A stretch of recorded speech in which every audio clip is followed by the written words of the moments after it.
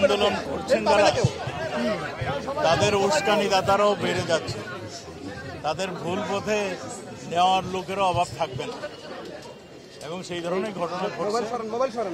যেহেতু একটা ঘটনা ঘটছে, এটা তদন্ত হবে, তদন্ত হওয়ার পরে পরবর্তী সিদ্ধান্ত আমরা গ্রহণ করব।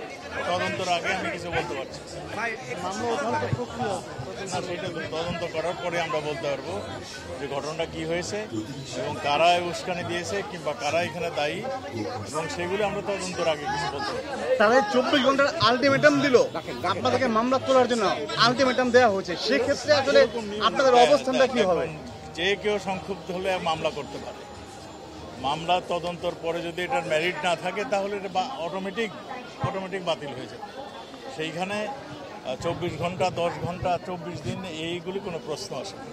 এইগুলি আমরা যদি মেরিট না দেখি বাতিল হবে, আর মেরিট থাকলে মানে এই ঘটনা অনুযায়ী মানে তদন্ত হয়ে তার বিচার ব্যবস্থা আমরা প্রেরণ করব। তারা আমার মনে হয় পুলিশের ব্যারিকেড থেকে আজকেও তারা রাস্তায় নেমে এসছে, আজকেও তারা রাস্তায় নামছে। এটা আপনাদেরই ছিল যে তারা, আর যে আমরা আপনাদের মাধ্যমে এখনো বলছি, তারা যেগুলি করছে এগুলো মনে হয় তারা না বুঝে করছে।